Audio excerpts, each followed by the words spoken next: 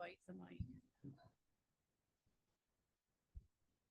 Okay, welcome everybody to the Taylor School District regularly scheduled board meeting of April 3rd, 2024, where our mission statement is to educate, engage, and empower those we serve. And our vision statement is that we will be the innovative destination district where all succeed. Call to order at 6:03 p.m. Roll call. Mr. Heath? Here. Mr. Myers? Here. Mr. Thomas is not here. Mrs. Thomas? Here. Mrs. Schufelt will be late. Mr. Wright? Here. And Ms. Black is here. Okay, well, will everyone please stand and face the flag?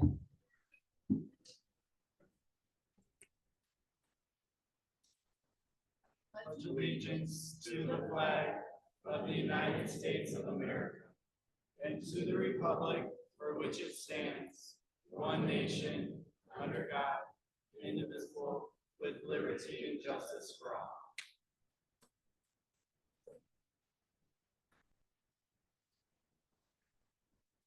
all. Okay, thank you, everybody, for being in attendance today. And our student representatives for today will be Taylor Parks Elementary, and leading us off will be their principal, Lori Ruthroth. Good evening. I am so proud to be here today, and I love every year that I get to bring our students over and show what we've been working at Taylor Parks. The one piece today is I'm very happy we have a larger room because I've been waiting to bring our cheerleaders over, and today we get to do that. I would like to talk a little bit about cheerleading. It is a huge dedication and a commitment for our students. The biggest piece and the biggest impact that I see for our kids is that they are making friendships. We have two cheer teams. One is a mascot team, which is our littles in our building, and then our regular cheerleaders.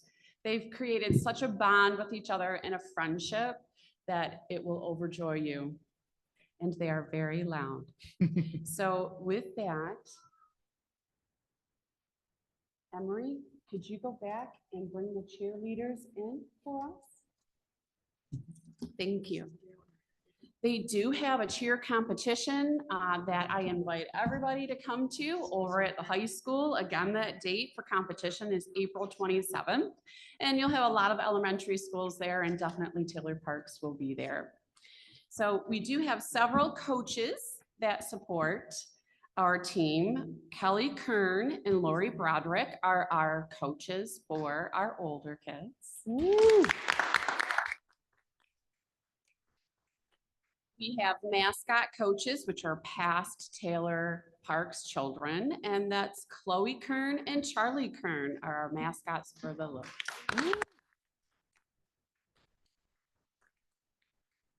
As they come up on the stage and get set, I would really like to thank the commitment that we have from all of the coaches and the students. But as you see here, we're filled with love. We always are welcoming our community, and the parents of these girls have had dedication. They are basketball cheerleaders and now competitive cheer. So if we could give them a great big round of applause, I appreciate them. We won't tell you who's underneath that mask. It's really Mr. Young.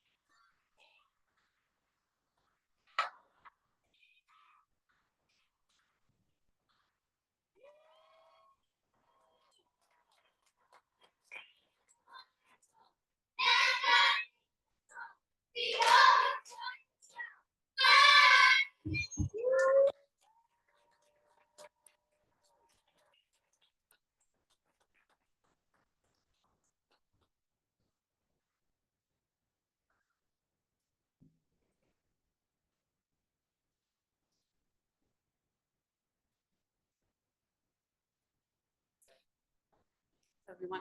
Wait, before the cheerleaders. Hold on, hold on one second. The board just got each of you.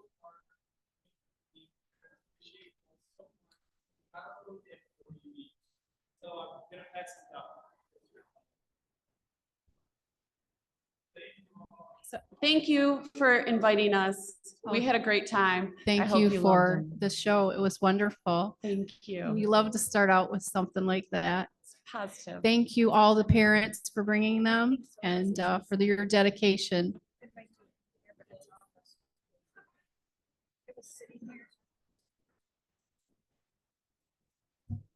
Oh, very cool.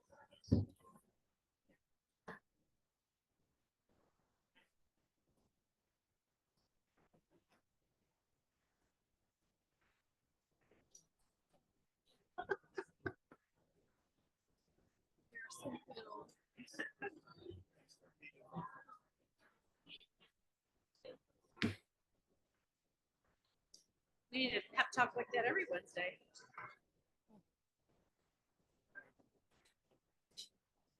Yeah, that's right. That's right.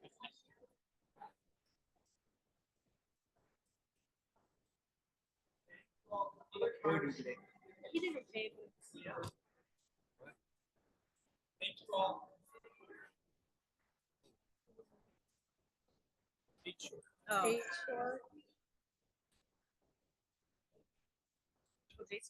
Yeah.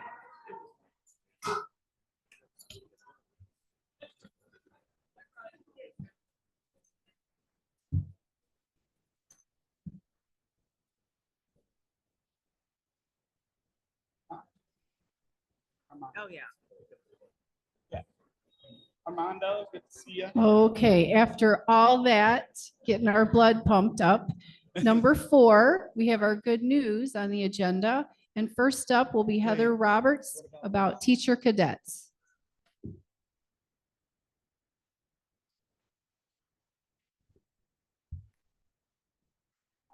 That's coming up.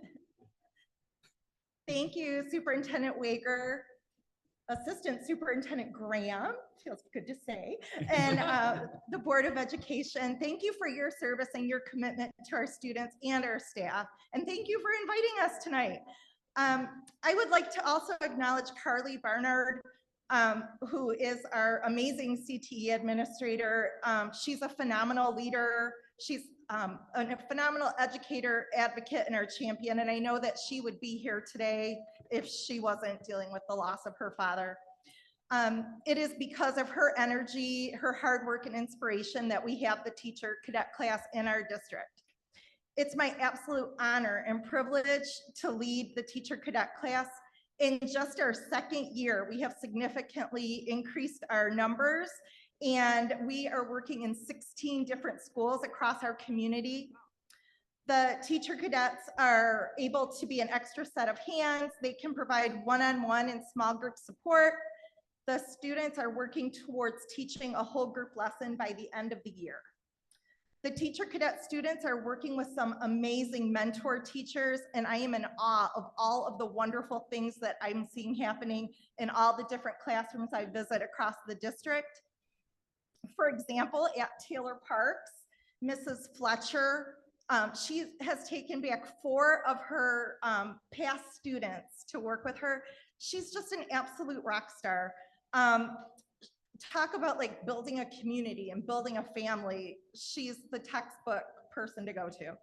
Mrs. Banks is the STEAM teacher at Holland, and she takes on a bunch of my cadets, and she's amazing. She had kindergartners doing computer coding on Tuesday when I was in her class. It was unbelievable. And there was Mrs. Gibson at West, who had 2 of my students do parent phone calls. She told them what to say, she stayed with them, and I would just like to report that David and Nick passed that task with flying colors. It definitely takes a village to run this class. We have amazing parents, and just all the rockstar teachers that are willing to take on our cadets. But it really has been a game changer having transportation this year. It is so vital to my program, and I just wanted to say thank you to our transportation department for working with us. I hope that all of the cadets decide to become teachers. They all have the ability, but more importantly, they all have the heart of a teacher. I'm inspired by their kindness, their compassion, their empathy, and their positivity. They are certainly making our world a better place. I would like to thank the cadets and their parents for being leaders. I appreciate all of you so much. And I'm so thankful to be a part of their journey. And a couple of them would like to say a couple words, if that's okay. This is Kaylee. Hi, I would just like to speak on the program. I'm a second year, and this is the second year of the program, so I really have seen the start of the program and where it's gone. The first year was really great. We learned all about Piaget and the fundamentals of development, and then we got into the classroom 2 days a week, which was really great as we were learning about it. So we were seeing the development in the students as we were learning about it, so we better understood it. And then our second year of the program, we're completing our MyYDA, which allows us to work with children outside of high school before we get our teaching degree, and gets us more experience for the job, which is good because people want that. And I just really love this class because we see a lot of outside perspective looking in. I just want to say thank you to the board for approving the transportation, because that's helped a lot, and approving the program in general, and how much recognition you guys have given us. We really appreciate it.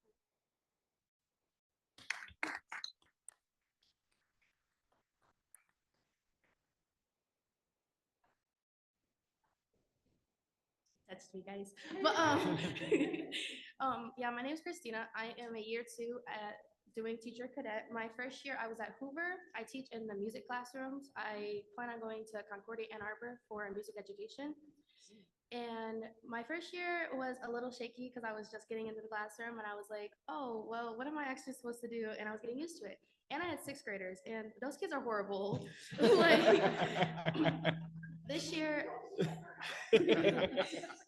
this year I'm at Taylor, the high school, doing in the music program as well. I'm teaching freshmen, which somehow are worse than 6th graders, but I still love them. I actually have like a lot of special needs kids in the class, so it's really nice to have like the perspective of being able to teach them music and having like that same like practice with dealing with kids that have IEPs and stuff like that. I really love this class because it has a lot of hands-on opportunities. Because I'm a year 2, I get to sit in the classroom 4 days a week. And Miss Moore is awesome, honestly. She kind of lets me do my own thing in the classroom, and I appreciate her for that. She's also been teaching me piano, so thank you.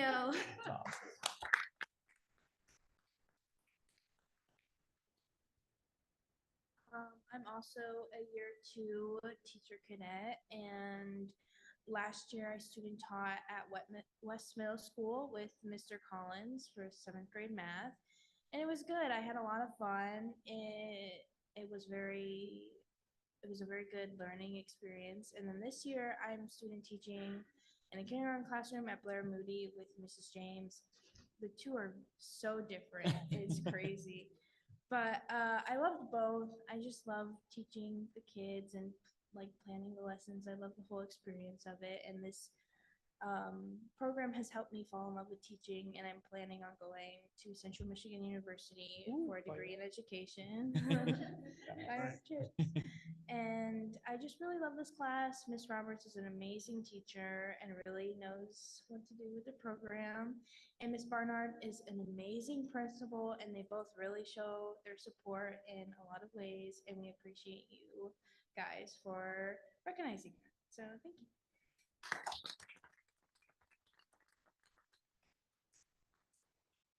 My name is Megan Myers, and I am a senior at the high school, and I'm in the first year teacher cadet class. And I really enjoy this class because it shows, like, being a student, we don't see the perspective of the teacher. We just think they're teachers, they have paperwork, but we really understand the weight that gets put on them and how things actually work. I don't plan to go into teaching, but this class gives me skills that I am able to put towards other careers. And I do want to give a shout out to Heather with this being the second year she's teaching it. She's doing a wonderful job.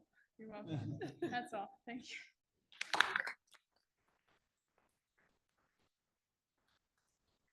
Cadets, would you please come forward? I believe Megan, yeah, Megan's dad has something.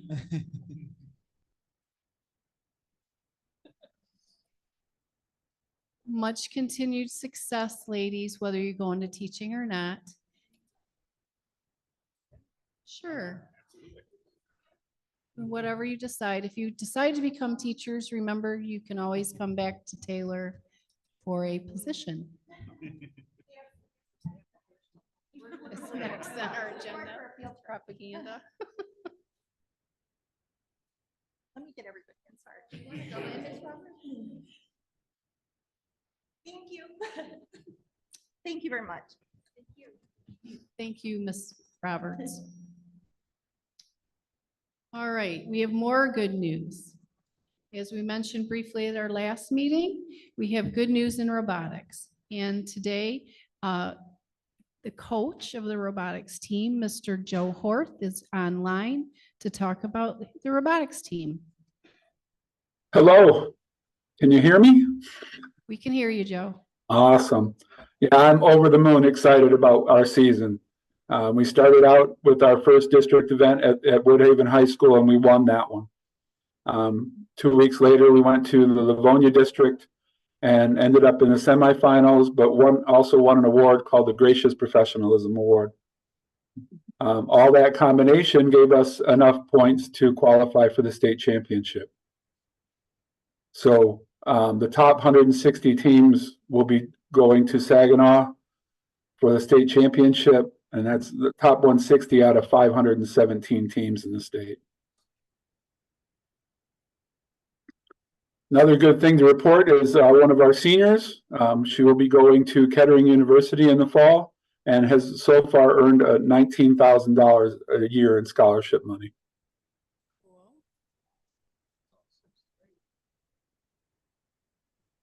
Is that it, Joe?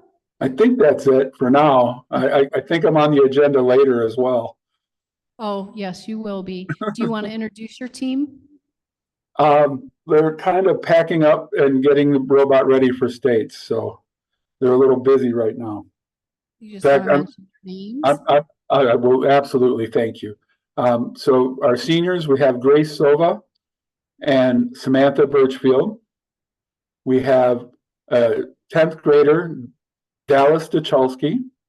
And then we have two 8th graders, one from West and one from Hoover. Jack Land is from Hoover, and Lily, I'm going to screw up this name, Sherlitz, she is from Hoover, West, I'm sorry, excuse me. Okay. That's is that all. it, That's all. Joe? Okay. Thank you. I would like a lot more, but those 5 kids did an amazing job this year. Absolutely stellar. Well, we're very pleased with them, and we hope much success in your competitions going forward. And thank you for always being there for them. All these, what is it? How many years? 26. Thank you. That's a lot of years. So we will make arrangements and plans to bring the robot and the students to a board meeting once our competition season is ended. That'll be great. Thank you, Joe. Thank you.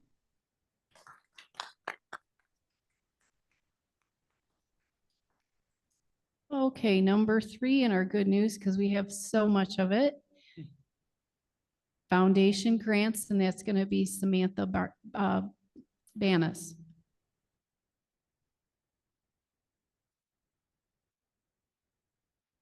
Hello again, everyone. Nice to see you all. I'm Samantha Banas. I am an 8th grade and 7th grade ELA teacher at Hoover Middle School. I did win a grant, and I am using that to take my students to the Holocaust Museum to further deepen our the unit that we do on Holocaust studies when we read the Diary of Anne Frank and other novels such as Night or Number the Stars or The Devil's Arithmetic. So that's completely paying for all of my students to attend, and it pays for their admission, not just to the museum, but they also get to listen to a survivor talk to them.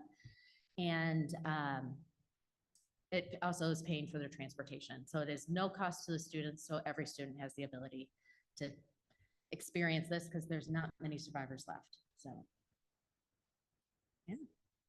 Thank you very much, You're Samantha. welcome. Thank you.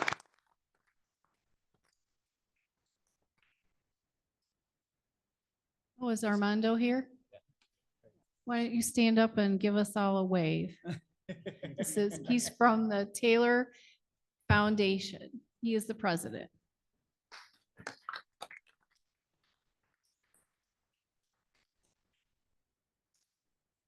All righty, that is all the good news. If there are any more children or teachers that need to go home because 5 o'clock comes real early, you can do so. We understand it is oh, there they go. Because it is a weeknight, a school night. There they go. Thank you guys for everything. So we will get down to the regular stuff of the board meeting. Mr. Wright, number 5 on the agenda. All right, item number 5, we have revision/approval of the agenda. Are there any revisions? Is there a motion to approve the agenda as is? Motion. Motion by Mr. Heath. Is there support? Support. Support by Mr. Myers. Mr. Myers? Yes. Mr. Thomas is absent. Mrs. Thomas? Yes. Ms. Schufelt? Yes. Mr. Wright is yes. Ms. Block?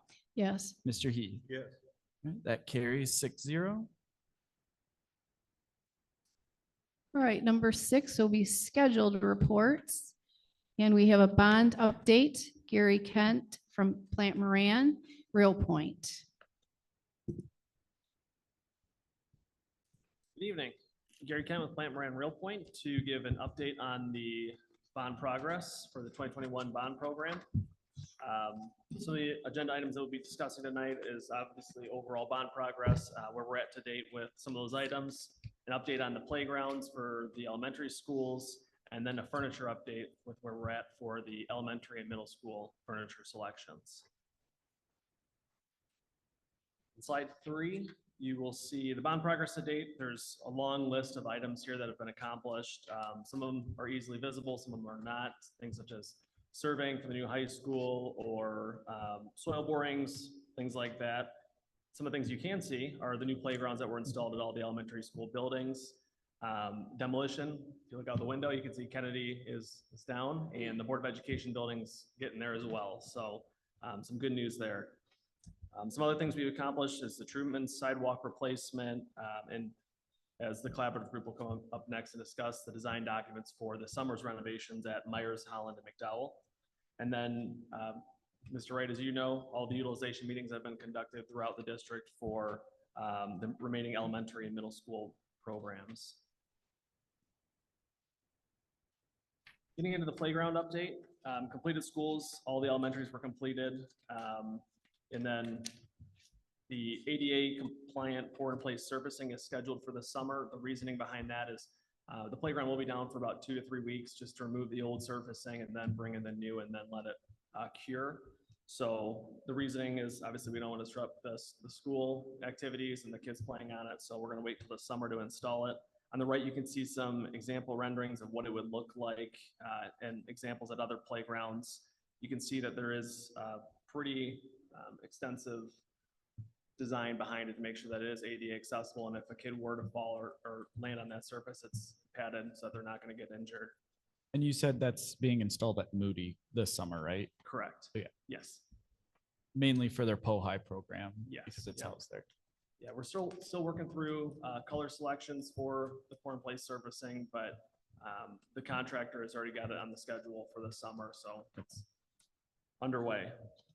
And then on top of that, the playground relocation from Eureka Heights to Blair Moody is scheduled for this summer as well. We did just receive a proposal for that, which we'll bring to the next board meeting for approval prior to authorizing that. Any questions regarding playgrounds? So the poured in place surface, they plan on it, they're gonna have some way to secure it to keep the kids out till it cures. Yes, yeah, they'll make sure they put some type of barrier around it so that, to your point, kids aren't running on it. I mean, you see what people can do with sidewalk replacement. You always find those handprints, so yeah, we'll make sure that that's taken care of. Thank you. And you said this summer that the Eureka Heights playground will be, it's this summer. Yes. Will be relocated to Moody. Correct. Yeah, they were actually ready to go earlier than that, but we told them again, you know, kids are still playing on it. We might want to wait. So that'll be relocated this summer. Is there going to be coordination with the principal to identify the location of that playground placement? Yes, that was one of the questions they asked as far as we'll do a walkthrough, kind of like we did with the original playground installation to make sure that they're okay with where we're putting it and the layout of it. Okay. Any other questions for playgrounds? Moving on to furniture. So this has been kind of a lengthy process, but it's a good thing because obviously, you know, the nice thing about Taylor Schools is some districts will just pick the furniture and install it and teachers don't have any feedback. The nice thing about Taylor is we went to the teachers and said, okay, what do you like? What do you not like?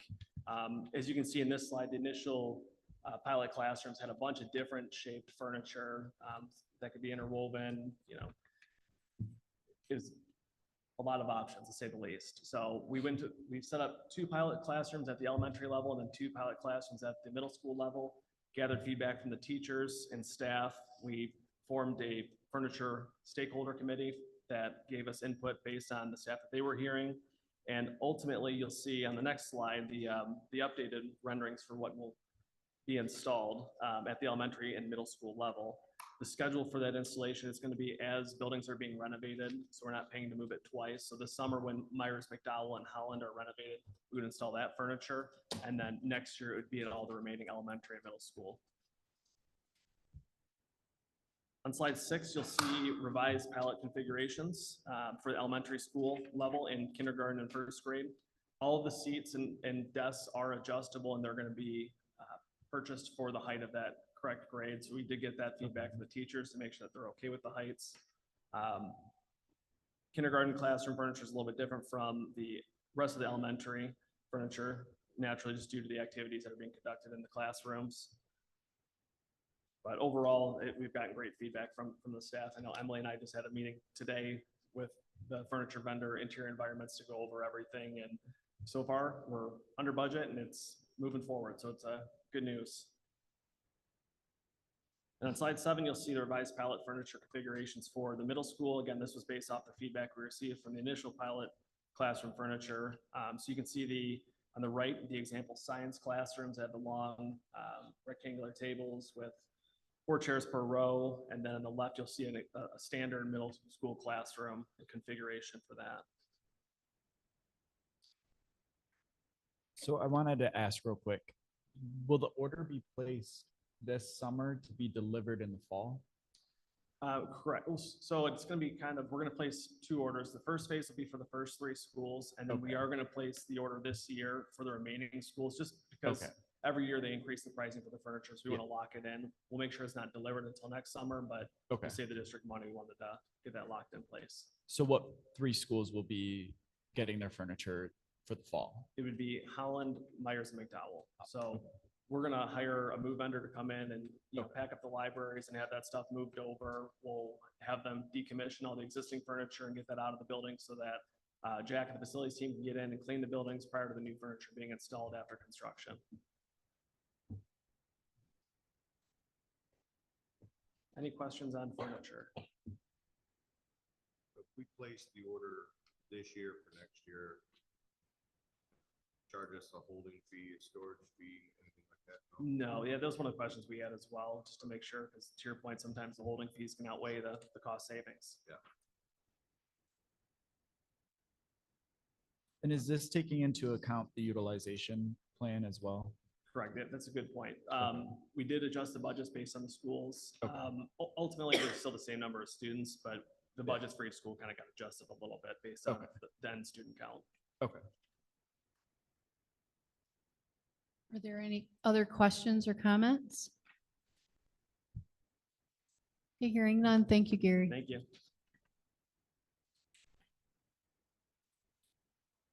Okay, up next for reports, number 2, the collaborative update, Dave Sierra and Rich Brannick. Close. Good evening, everybody. Rich is going to do most of the presentation for you tonight, but just wanted to introduce ourselves. This is the first time in front of the board. So I'm Dave Sarah. I'm one of the partners with the collaborative. Rich Brennick is one of our associates. We're architecture, interior design, landscape firm out of Ann Arbor and Toledo, and have been working with the district since early January, getting through the 3 elementary schools that you're going to see here tonight. So just wanted to thank the board for having trust in us, and hopefully we'll show you what we've been doing this evening, and hopefully everybody will be pleased with what we've been meeting with all the different school groups about. And it's been a great process so far. Looking forward to working through the next round of elementary schools. So I'll turn it over to Rich, and Rich is going to walk you through kind of the final designs that we've been working with each group. We've got some 3D modeling too that we're going to walk the board through as well, then open it up for any questions you guys might have. So thank you. And Rich, before you dive in, can I just do an intro just to kind of give the public an understanding of what's been kind of happening in the background? Because I know they're like, okay, we're seeing designs. How did we get here to this point? And so I just want to kind of give them that backstory if y'all don't mind. So after the board approved the utilization plan in January, we knew that there was an immediate change happening at the end of this school year, which was the closure of Eureka Heights. And with that, we knew that we had to get to work on making sure that the schools that would be absorbing those students, which Emily will be walking through later on, Holland, McDowell, and Myers kind of were established and set so that they were able to take these kids from Eureka Heights into their building. And so from there, starting in January, we developed a utilization team at every single elementary, and at the middle school level as well. So this committee involved the principals of the buildings. It involved the teachers of the buildings. It also involved the board, the central administration, and then we had stakeholders from all different parts. We had the architects there. We had our maintenance and facilities department there, food service there, and then representatives from the union, TFT, as well as 26M. They were invited to those meetings as well. And so, am I missing any other stakeholder? I think I went through the list of them, but if there were any, there were maybe a few more. And this committee was really developed to work through what were the needs of their buildings. For us up here, we know that we're not in those buildings every day. we should be respecting and hearing the voice of the people that live the buildings, that know the kids and know the needs of those buildings. And that was really what those committees were driven to do, was create an environment that was conducive to their needs as well as the additional needs with the incoming students. And so those committees worked. There's many early morning meetings, and there's also many early or late night meetings with those committees to work through kind of alterations, improvements to the building, specifically at what we're going to be seeing tonight, Holland, McDowell, and Myers. Through from January all the way through until about March, those committees met consistently, and they were taking their designs back to their staff, getting feedback during staff meetings, coming back to the committee meetings, and we were making changes based on all of that feedback.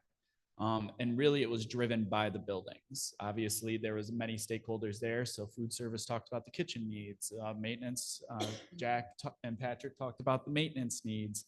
And so there's many different, voices and stakeholders that were involved in the process. And all of that led to the final recommendation, which is being presented tonight by the collaborative to the board.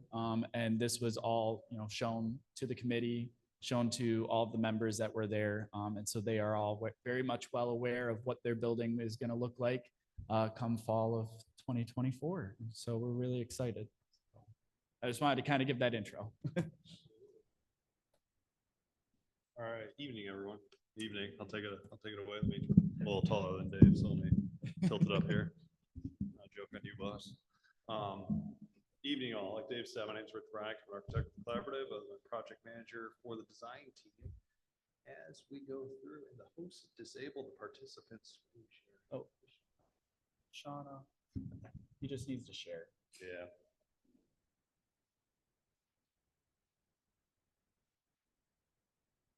Says disabled. I can do something different. Sorry, Al.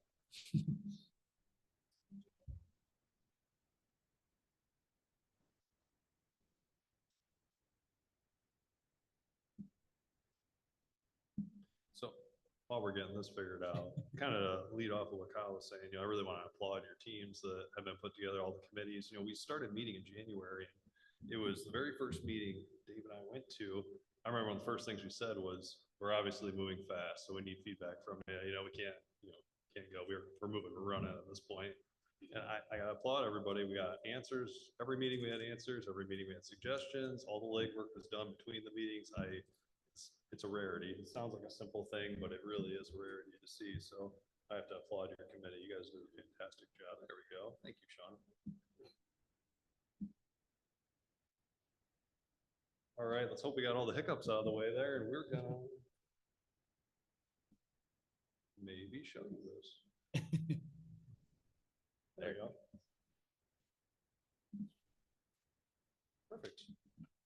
There we go. Thank you both.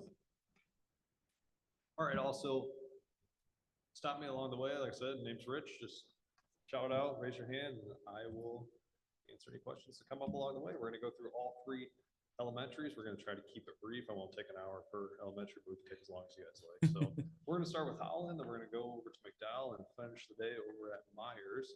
I've got the presentation that we'll share with you on screen. This is the final presentation that's come out of all the hard work, with the committee members to show that final. Go ahead. Real quick, are you able to hold the mic? I know that it's sometimes hard for our online audience. Yeah. No, that's completely fine. I always thought it'd be cool to hold a mic like this. So thank you, Kyle, for this. All right, so we're gonna get right into it, everyone. I joke a lot, so sorry about that. So getting into it, we're gonna start in with Holland, and we're gonna talk about planning. What you're gonna notice in this first slide is really that's your existing building. Nothing too exciting to show off here. That's what you have today, but what we really want to focus in on is what you're gonna have or what's being proposed for all of this. So looking at this, we'll zoom in on some of these areas. You'll see I've got a couple of slides coming up. We'll look closer at the plans, but holistically at the plan, we're going to look at various improvements to the main entry sequence coming into the building, thinking about safety and security for the faculty, staff, and the students, of course, for the building. We're going to look at the sensory area, creating some additional offices, staff accommodations as far as a lounge, additional office space, a new freezer and cooler, a walk-in freezer and cooler, I should say, for the server kitchen area. Resource room, we've got the library being located with a couple of offices, and the biggest part of this is going to be an addition onto the back of the building. So this is a 2 classroom addition that we will hone in on in a minute here. And the minutes right now. So we're going to get to the addition portion, and that's to the top left of the overall plan. Now, coming into this space, what you'll see is we're showing 2 classrooms that each of them, they have accommodations for 810 square feet. A typical classroom is about 800 to 900 square feet, with some of your specialty and lower education being more of 1,000 to 1,100 square feet. So this is pretty standard to what new construction would be for a classroom. It also aligns with your existing classrooms. We didn't want these to feel separate from the rest of the building, so they align with what you have today. The good part of each of these is they also include a restroom, understanding that flexibility happens. You may need to use these classrooms for varying really curriculum activities throughout the life of all this. Each one has its own gender neutral restroom that is also fully accessible. So these are fully accessible spaces. Within each classroom, we'll keep going with your technology of today of Clever Touches and many windows throughout, as well as its own dedicated HVAC for AC and heating for each space. Getting into the lower portion of the addition, you'll see there's a new resource room that's created with plenty of outside views. This whole area, you can see my hand on there. This whole area is going to have its own HVAC system as well for heating and cooling. So the entire addition will be self-contained. You have the resource room. You'll have an office/storage opportunity. Your janitor closet with fiber and electric. That's not the most exciting space, but it is necessary, as well as more of a public/staff restroom area. So gender neutral, fully accessible restroom for the staff and really additional for the building. Getting into the next space, this is circling around to the library area. Now, if you know the building, previously the library was up to the northwest corner of the building, which is now going to be shifted down into another classroom space. This is in an effort to maximize the amount of classrooms within the building while also utilizing your workroom activities elsewhere. So you'll see kind of where that's at right next to the main office space and more accessible by the staff while allowing the library to still get a very nice area, good views to the outside. Varying, really looking at the furniture, you have an open area for many activities, as well as a little like reading nook opportunity collaboration zone, but then it's flanked by these 2 offices for the staff and intervention uses.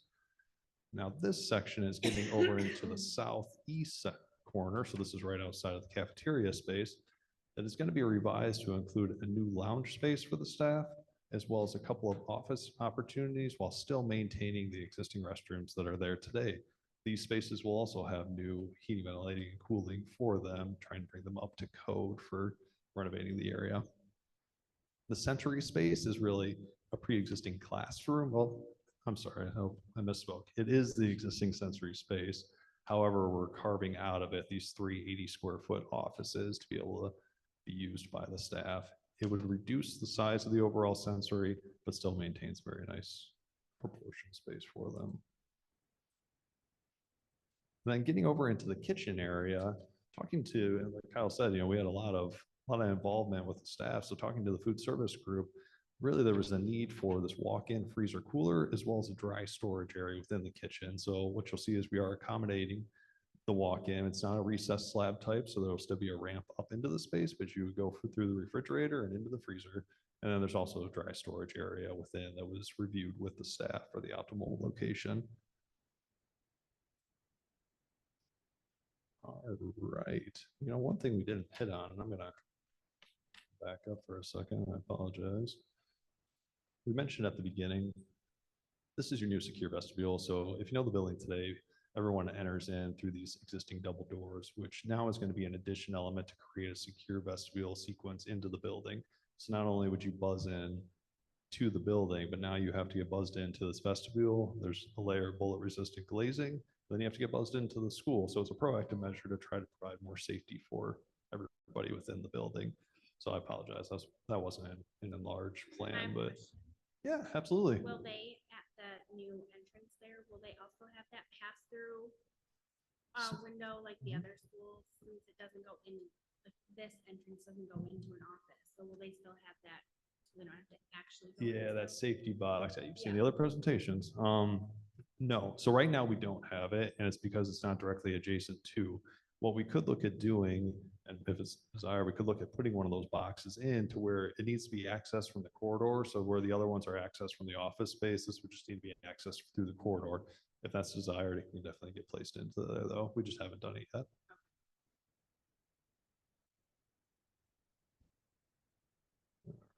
Let's get back over here. I'm going to show you a quick series of actually, no, let's just go to the presentation of it. These are a series of renderings, but you're going to fly through it and see it anyway. All right, now I'm going to give you a caveat. I got to open a program here that it does a very good job at rendering the spaces, but it takes about 30 seconds to load. So Kyle has said he's going to tell us a joke while we wait. Oh, Lordy. I do not have a prepared joke. I will pass that on to Anne. She said she has many jokes prepared. Perfect. Kyle could get punched in the nose tonight. Are there any questions about the plan though, while this loads up and we're waiting on it? No, I guess we're there. Never mind. No questions. Sorry, I do need to use two hands to fly through here, or else you're going to be all sick by the time we're done. All right, so we're going to start over in the addition space. So this is getting to the north end of the building, and then we'll circle back through. I'm going to kind of fly through these spaces pretty quick, but I can go anywhere you want in this building, so we can take as long as you guys like. So this is leading into the addition, coming from the existing building. So you'll see that we're not doing any work within the existing building itself, but creating a portal element. So it at least acknowledges the new to the existing, with the opportunity to then extend this new flooring out into the existing space as a future project or initiative through the bond. So as you enter in, what you'll see are new finishes on the floor. It's an LVT tile. You'll see some acoustic paneling to the left and the right. This is a tackable acoustic surface that allows for really self-healing and, well, tacking up all the students' work on the walls. So to the left, there's going to be an office storage on the left side. Directly adjacent to that is our janitor closet. And on the left side over here, the next door is the accessible restroom. I can fly into them if you want, but I won't unless you tell me. Getting into the resource room, this is an area that was once two offices combined into one, but it really creates a nice resource area for meeting space, desk space, additional teaching efforts, and still trying to provide some whiteboard opportunities as well as tackable surface within the space. You'll see there's also windows outside, which is always nice. And then we're going to scoot across to a classroom. I'll show you this side's classroom. The other one looks pretty much the same, but we can fly in there if anybody likes. So getting into the classroom space, you'll see we've got the head wall. It includes a clever touch monitor and whiteboards. That's very consistent to what you have today within the building, as well as a tackable surface on the upper wall. So that way, as the instructors are hanging items above, it's not putting holes in your new drywall. On the back side of the classroom, there's also a breakout area with another marker board. So if you want to look at doing some further teaching, secondary teaching within the classroom, you have that opportunity. We have a casework piece with a sink, understanding that maybe in the future this wants to be a music room or a STEAM space or different types of uses. So trying to make sure you have water access within the space that is directly adjacent to the singular restroom in there as well. So as we go, we're going to go crashing through the wall in a second here, and you're going to see the outside of the building. Speed things up a little bit. So this is the outside of the building. What you'll see is we're trying to basically mimic the existing building. So keeping that brick detailing going around, as well as mimicking the existing window or the new windows from the existing, and having that connection space. I'll fly around here quick. The louver you see on the left of the door, that's for the mechanical unit. That is a requirement for that unit, and we're trying to put it within a aluminum frame. So it looks kind of like a window, but it's a louver. All right, let's keep flying. And this is the other side. You can see how they work together here. All right, so we're going to go crashing through the door here. And these doors are very secure. You don't And I know that a lot of when we met with the team, the Holland team, they asked for those exterior doors because they prefer having that exit outside the building from that room. So that's where that door from the room to the outside kind of is. That's correct. We looked at some egress type windows, but it settled on a door. Now this door it's for exit only, so there's no handle on the outside, and it also has a door contact, so you can tie it into your access control system for the entire school. So you know if it gets propped open or anything like that, but there's no handle on the outside, trying to make it as secure as possible while giving you plenty of exiting capacity.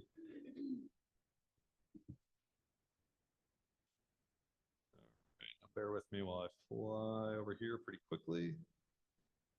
Don't mind the students we're crashing into, and we're going to go into the new library space. So if you know the building, the existing library is that end door to the left, and it's shifting down a couple of classrooms. So as we go through this space, you'll see within there more finish upgrades in here. So more finish upgrades and the opportunity to really reuse some of the bookshelves within the existing library or purchase new as part of a furniture element for it. So a lot of the furniture, I should say, is all representational. This isn't accurate to what you're going to get in the district. So I know Gary was talking about furniture a minute ago. This is all more representational to give you a sense of scale. And that's a little reading nook area that gets created.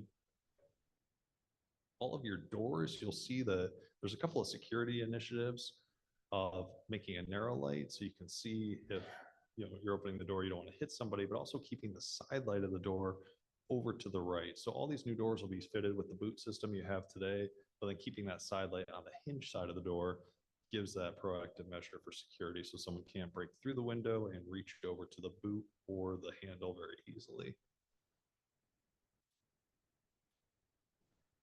We'll continue around here, and this door is the new sensory space. So we'll do a quick lap through here, and we're going to go outside. So the sensory space is within its existing area. This is that new vestibule addition we were talking about. So we're going to look at shrinking down the window, adding the secure vestibule. So there'll be access control on the outside. Now the outer glass is not bullet resistant. That's more of just a typical insulated glass. However, the inner glass unit is bullet resistant, where you'd also have an access control point. So there will be ADA operators for any accessibility entrance as well as security. Now, to your point about the pass-through box, we have opportunity on the left or the right of this, that if we wanted to add a pass-through that could be access from the corridor, that's definitely something that could happen.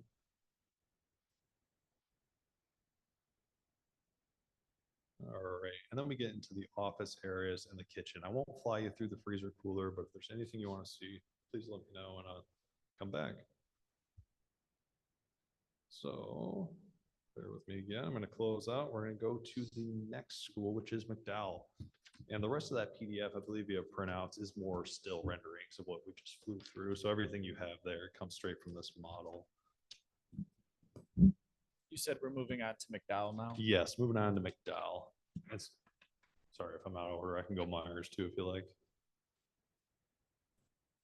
So getting into McDowell, you'll see that we're going to use a similar format, which is going to show you the existing building as it stands today with some of the interventions that are going on. So the biggest points to look at are the entry into the building. So that's going to be the secure vestibule space, the main office area, as well as a relocated library. And then getting into where the existing library was located. So the existing library and lounge space is now becoming more of a music STEAM area with a relocated sensory space, and then also doing some, I was going to say intervention to the intervention rooms, but upgrades to the intervention rooms. I don't want to say Taylor. So looking at each one of those spaces to add in a window as well as make it into office areas. So I'll click through some of these enlarged plans, and what you'll see are rework to the new vestibule entry. So we're moving that vestibule door outboard to create a larger vestibule, but then also creating a similar feel as over in Holland that we had explained of being buzzed into the vestibule, having the bullet resistant glazing on the inner side, as well as the door into the office space, while then having access into the office to then get buzzed into the school. So this is a real true secure vestibule of going into the office and then being let into the school through access control. This is the little pass-through box that we were talking about where, say you have a parent in there, or so you're just doing a drop-off, whoever's in the office can then also walk up to that and pick up anything from there. Within the office, we'll do some finish upgrades. We're going to create a new intervention area, relocate some casework, revise, actually make a clinic space within the old workroom area that is visually accessible by the staff, as well as provide a secondary means out of that office. You know, the concerns always of, say there's an active shooter or someone who gets into the office but can't get to the school. It's nice to allow for another path out of that area for the staff. And then additionally, you'll see over on the right of the main corridor, a new library element, renovations to the existing offices, and then taking an intervention zone and making it into a staff lounge space. Getting back to the overall, we're going to jump up to the STEAM area and music area. And if you know the building, you'll know that this is the existing library space with this faculty lounge area. By splitting that whole zone in half, we're able to create a music zone as well as a STEAM zone. And you'll see some of those areas within the fly through that we'll do some of the accommodations for that. But it's really opening up this corridor to allow you for circulation throughout. The building as it exists today, you really have to walk through the library to get through that corridor. So now this will allow for a lot better circulation while giving access to some of those shared areas. And then the sensory space is going to take place within where a couple of resource rooms are located, and those will now be taken up by some of the existing storage areas. So as we shift over to McDowell, we got to wait another 30 seconds. Any questions on McDowell? Anything that we looked at or anything back on Holland? I really, Could you just speak up just a little bit? I'm sorry, I can That's speak okay. up. That's Yeah, okay. I'm getting shy up here standing in front of you guys. Gosh. No, I will. Thank you.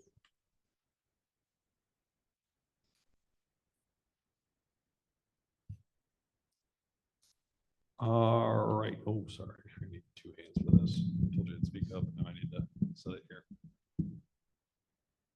Let's try this out. All right. So we are starting right now. If you picture yourself at the front entry. So this is the front of the existing building today, and the vestibule is now moving out. So you'll get buzzed into the vestibule. And once you get into this space, that's where you really get into the access control, the bullet resistant glass in, as well as on the door into the office space. That's the pass-through box that we've been talking about with the different push buttons for access control, as well as calling into the office space. The office area is gonna, I didn't know we had a little bulldog in there. I have no idea where that guy came from. So this is new to me too, everybody. All right. He is. I don't think that's part of the design, but there you go. He's there. Yeah. Sorry about that. So getting into the space, we've got finish upgrades within the office area as well as that resource room. And this is the new clinic zone. We're talking to the staff. They wanted to make sure that they had visual access into that clinic while being at the main reception desk. Coming outside of that office space and into the main corridor, we're going to go across the hall and we're going to get into the library zone. You'll see the library's got a little bit bigger of a side light just to make it a little bit more inviting. There is not a film on that glass. I don't know why our program does it, but it's going to be clear. Now, getting into this space, you've got a lot of great opportunities in this existing room. The ceiling kind of rides the existing structure, but there's a lot of space above there, and it's actually in really good shape. And so what we're looking to do is remove the ceiling to gain some verticality within the space, while then painting it and exposing that structure. And then what you'll see between the beams are acoustic baffles to still give you some acoustic separation within the building to minimize any reverberation time. So getting into the space, we'll open it up. The lights are going in, and all the casework you see in here is custom. So it's all custom design and build casework for the space. It includes some reading niches, sorry, some little reading nodes throughout it, as well as a monitor for collaboration within the space. We're going to be adding in a window. So today the window to the right exists, and the window to the left is going to get added to mimic that space and allow more natural light within, and then create a lot of open area collaboration zones. All right, I'm going to fly quick through the building. Now, what you'll see are some finish upgrades in here. These are going to be a part of an alternate. So as we talk about a lot of these initiatives and we're flying through, we also want to be really aware of budget for the project and doing various estimates and looking at everything you see.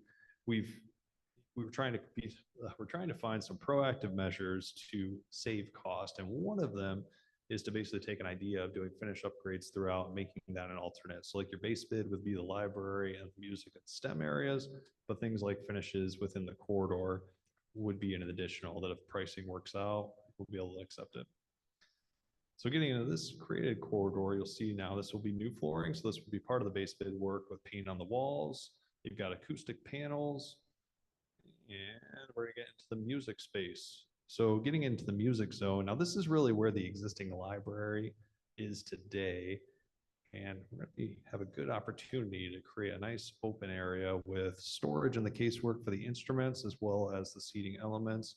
The furniture, these panels you see, the stands, that's all furniture element, but it gives you a lot of room for different music activities or however you want to use the space.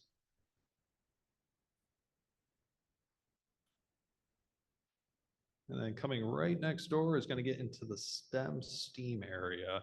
So this is, you'll start to see a little bit more industrial. We open up the ceiling and use some of those acoustic baffles while still providing some upper cord reels. The cord reels are more of a cost-effective way of not having to do a floor box and cut the concrete. So it'll be cord reels to allow for flexible furniture options within the space for whatever the students may be doing. If they want to set up a robotics course, or if they want to put the tables like this, there's still a teaching wall, and then plenty of casework opportunities for storage. So whether that may be a 3D printer or any of the STEM kits that you see stored, there'll be a lot of storage within the space for that, as well as a sink associated. So those are the big highlights in this one, and I can come back to it if you guys like. And now I'm gonna flip over to Myers and give you a quick introduction of that area.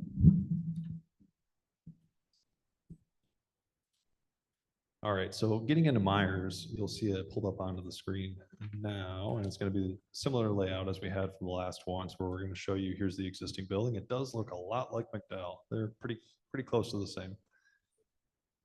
But I know, I would say they're really, even the drawings, everything, so makes the work better. So then getting into these initiatives, what you'll notice too, there we go, it's lagging a little bit. What you'll notice in this area is a lot of the same features that we were showing you at McDowell. So Myers will be similar. There are some changes, so we'll kind of go through the notable changes. But with this, we'll start at the front. So same entry sequence, same updates to the office, door to the exterior, and then we're reworking the workroom to accommodate some of the needs for the staff, as well as creating a clinic space and another resource room within there. So where you saw one large resource room at McDowell, there's going to be a clinic and a smaller resource room in Myers. Getting over into the library, very similar as you saw in McDowell, as well as renovations to the offices and the lounge space. Don't mind the gray zone in the top of the lounge. That's where the existing server is located. They're different between the schools.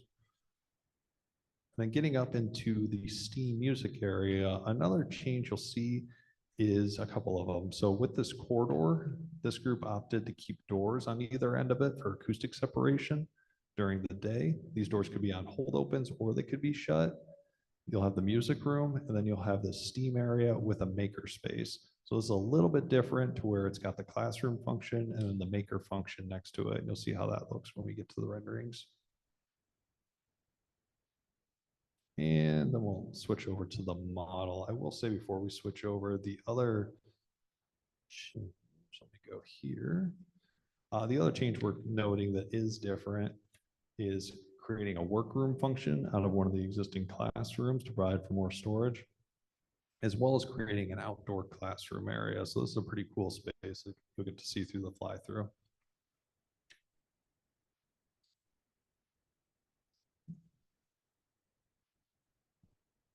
All right, bear with me for 30 more seconds. Are there any other questions? Perfect. And tell me if I need to speed up or slow down, I can do either one. So I never know which way is right. Huh.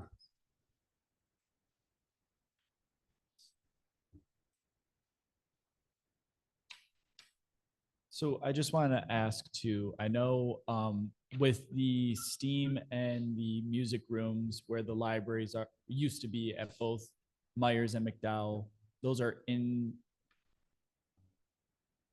internal rooms, I'll say. They don't have any outside light coming in. So I know that we had discussions with both schools about those, both of those classrooms are air conditioned, I believe, correct? Yes. And heated, and then there were things that will be put into the rooms for natural light to actually get in. Yeah, and I'm happy you brought it up, Kyle. I forgot to mention that when we were flying through. I'll show you because it's a mirror on this one as McDowell.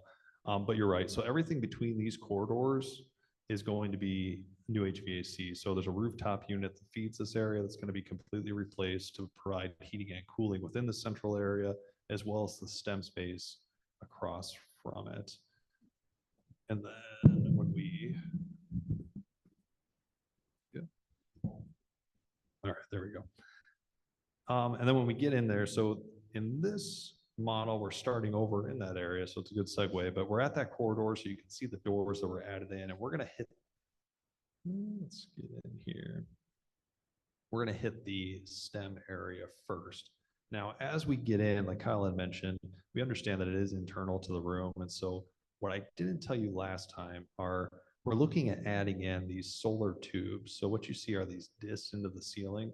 Both of them are going to have those tubes that lead up to the rooftop and provide some natural light through. It's not a skylight. You're not going to see the clouds through it, but the light transfers down through the tube into the room.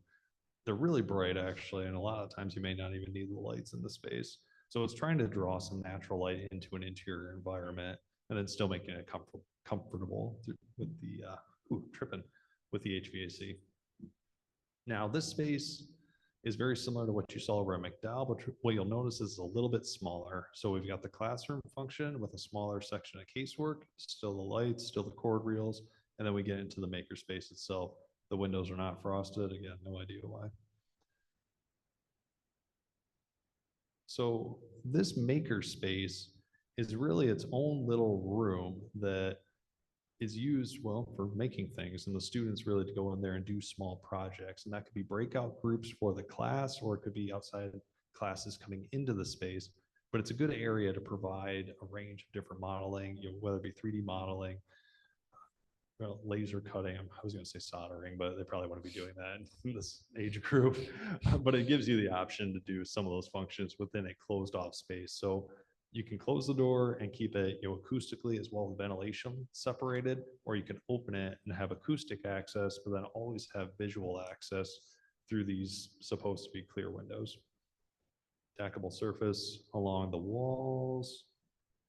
And then what you'll see is the green wall function. That was kind of a cool idea to show, if you're doing any kind of videoing, it gives the students the opportunity to be able to use that wall as a green wall so they can project a background behind them digitally.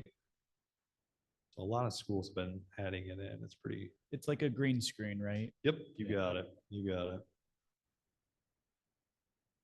All right, so let's fly over. I'll touch into the music.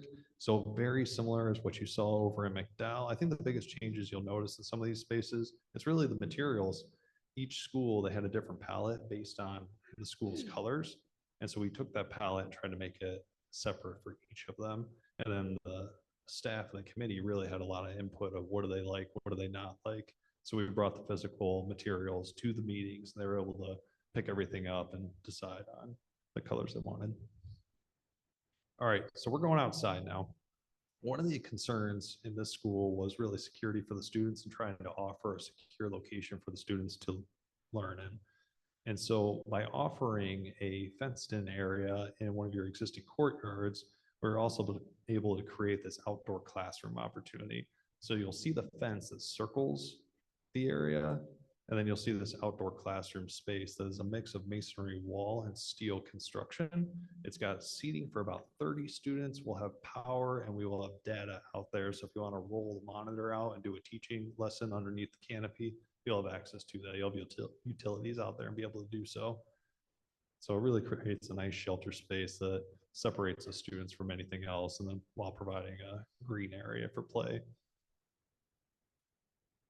And we talked about the fence will have like that film on it that it's not transparent, so you can't see through into the courtyard. They'll have the film over the fence. Yeah, that's correct. So we're looking for like, if you know fencing, it's a chain link vinyl coated, so black vinyl coated chain link fence with privacy slats. So it's the vertical slats that go through the chain link. If you walk up and push them, you can still see through, but you'd see someone doing that. So it'll give a lot of visual separation throughout the space. The fence itself is 8 foot tall. So it's, if someone, we got the question if someone could still get in, if someone wants to get in, they can, but it is 8 feet tall to help deter it. And then you still have the locks on the doors, of course. All right, and then getting into the space, I will fly you to the front because it's pretty similar to the last one, but we will hit on the new library space. So what you'll notice is pretty similar to McDowell, just with some different finishes in it. So trying to really be recognize the different school colors for this space, that it is a different building than McDowell. So trying to acknowledge that with the finishes, but still provide a nice library zone. All right, all, we made it. That is all 3 buildings in a nutshell. I guess before I walk away, are there any questions you have for me on any one of these? And it could be about anything. I just want to thank you for the 3D because that really showed you.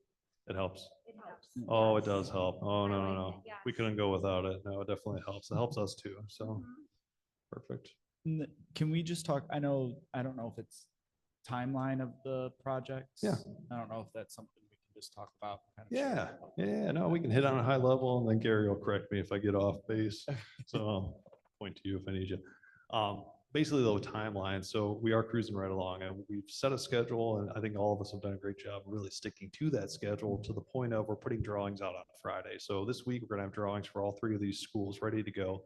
I'm gonna put them into the state of Michigan for permitting. Now, permitting is kind of crazy with the state where it's taking up to 60 days at this point, and they're taking every minute of that 60 days. So we want to try to get in as early as possible. That way, keep proceeding with construction. So we go out, drawings are ready Friday. On really Friday or Monday, we get it into the state for review. And that's when me and Gary start working together to get it out on the street for bidding. Now, we need to get our timeline for the bidding down, but usually that's about a 21 to 30 day. We're going to keep it on the shallower side to keep things moving time period. So that goes out publicly for any general contractors to look at. This isn't a construction manager type project. It's a general contracting project, which is your traditional design bid build. If anyone has questions on that form. So that'll go through. I would think that by end of April, early May, we should have bids in to be able to present to you all for review and award. That way the contractors, once school's out at the beginning of June, can get into the space and start building.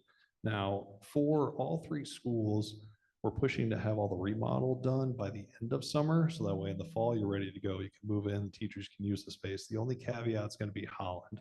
The addition, it can't get done in a couple of months. It's going to take some time. So what we're looking at is get all the renovations done, make Holland safe at that connection point. So you can still have classes in session while construction is going on. There'll be safety fencing as well as allowable egress paths out of the construction zone to keep everyone safe. But then that's going to look like it's going to take a few more months and maybe more of an end of year opening. So you could look at about 2025 January to be able to get into that space. So we're working on this timeline to get all that through. That's kind of a high level, unless you tell me anything different. So that's what we're shooting on. And I know, just to your point about the Holland edition and that being kind of more of a later finish than the rest of the projects being before school starts next school year. That has been communicated with the Holland staff. They are aware, and I know Emily has been working to plan what that would look like, and they kind of already have their ideas of what that would look like as well, so that they're prepared. So I know that that's already kind of been in the works of being done. That's wonderful. Any other questions? Thank you all. Thank you. I'll close Thank up. you. Thank you.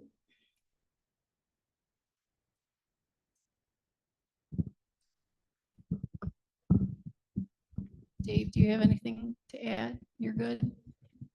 Okay. All right, our third is from our own Emily Graham, Assistant Superintendent for Elementary Curriculum and Resiliency. This is a boundary update. All right, I'm going to be a teacher right now. We've been sitting for a long time. So everybody give a stretch up. Let's stretch it over to the side. If you want to stand up for a minute, shake out those arms, shake out your legs, get that blood flowing. It really works. It really works. All right, so I'm here to talk a little bit about our transition for our actual students and our teachers. So just like the other plans that you heard today, these are all in development. So I'm going to present to you what we have so far. And then I'm planning on visiting you again to add to that when we have more information.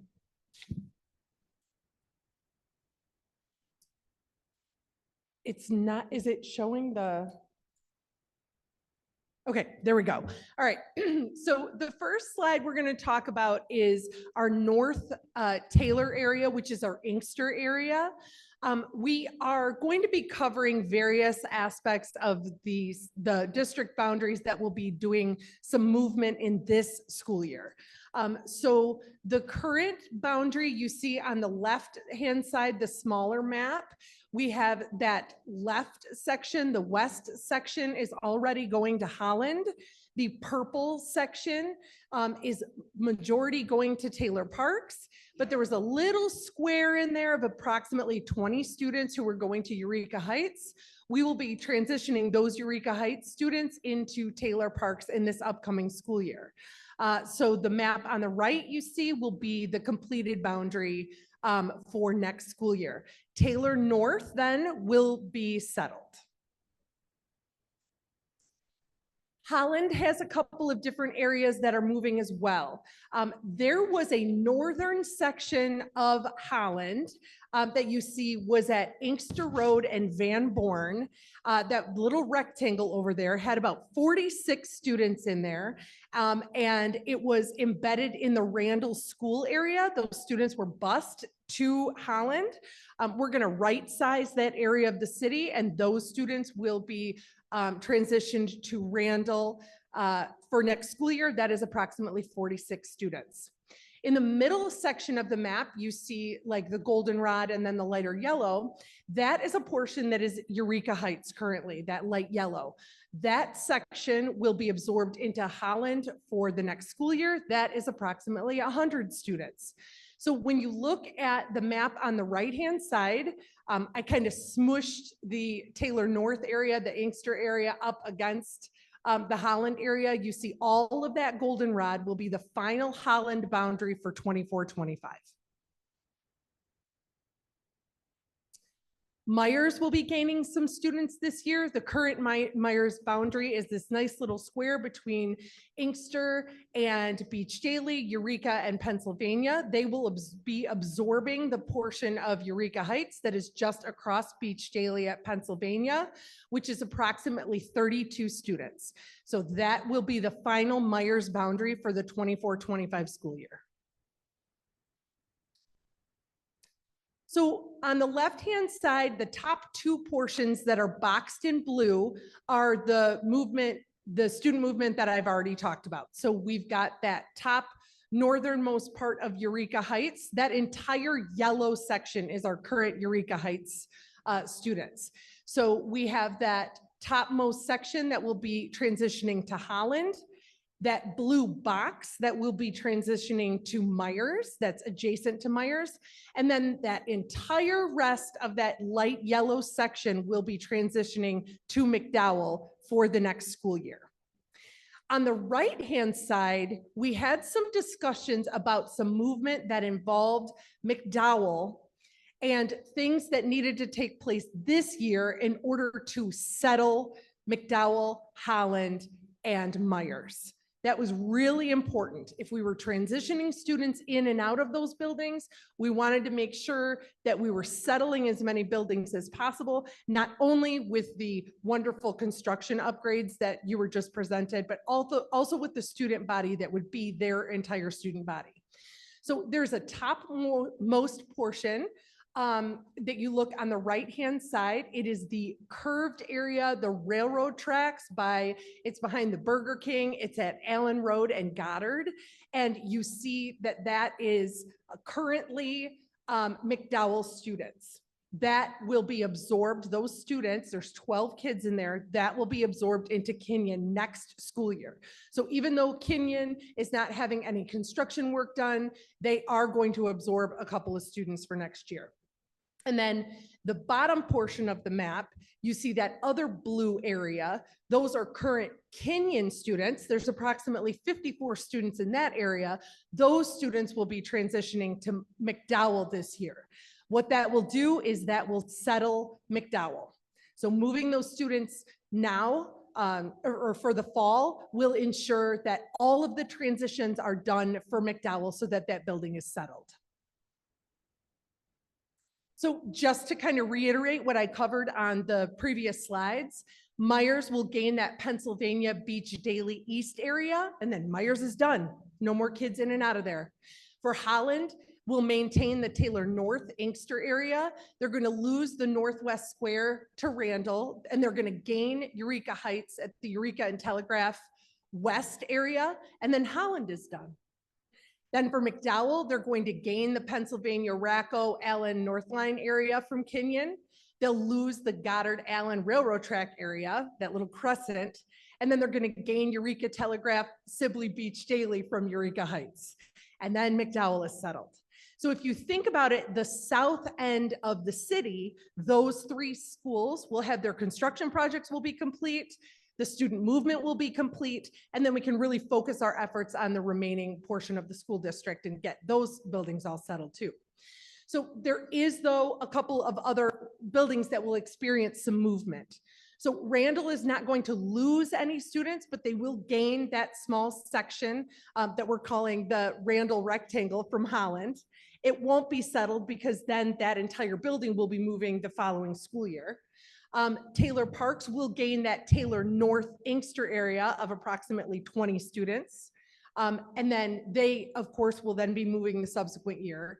And then Kenyon is going to gain that Goddard Allen Railroad Track area, but then they're going to lose the Pennsylvania Allen section to McDowell. So then those schools will not totally be settled. There will still be some transitions in student movement.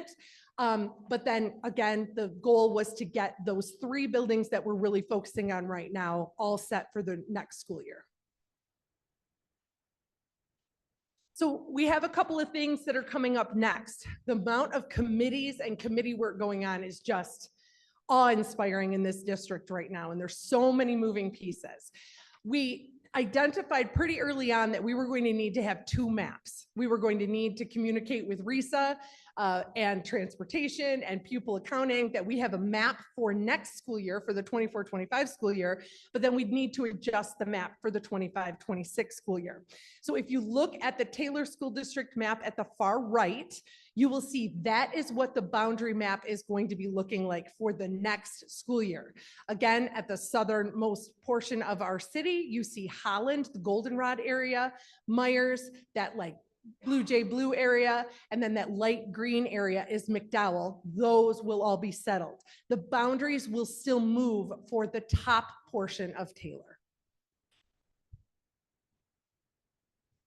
So what does this mean in overall picture? You've heard me talk a lot about student movement. So in Eureka Heights, we know Eureka Heights has 239 students. Because their building is closing, those students are going to have to move. We also know that there's going to be movement from Holland, McDowell, and Kenyon students, totaling about 112 students. That means the total amount of students affected in the transitions that I talked about today is about 351 students, which approximately, if you think just under 2 kids per household, that's approximately 175 families. We have about 5,000 students in the district. So we know that while this is a huge impact on our community, we do know that this is a small portion of that. And then we'll get those buildings settled, everything set for McDowell, Myers, and Holland going for this school year, for this upcoming year. And then we'll worry about the remainder of the student movement the following year, which we know will include the middle schools as well. So what's next? We have new maps in development, and then we're also working closely with RISA. Special thanks to Shauna, who has been my right-hand person, connecting me with the people that I need to talk to make sure that these maps are all straight, and making sure that we get every single student who is going to benefit from this movement. We're updating the website. Currently, the website links that would lead you to a map that would identify what school you would go to are currently disabled, so that we can update the map, get that all loaded up, and then you can start using that feature again. We're working closely with registration and pupil accounting. We've got exciting stuff coming out of the pupil accounting office, but we're working closely with them to identify the students that need to move, and then also our school of choice in district students and out of district students.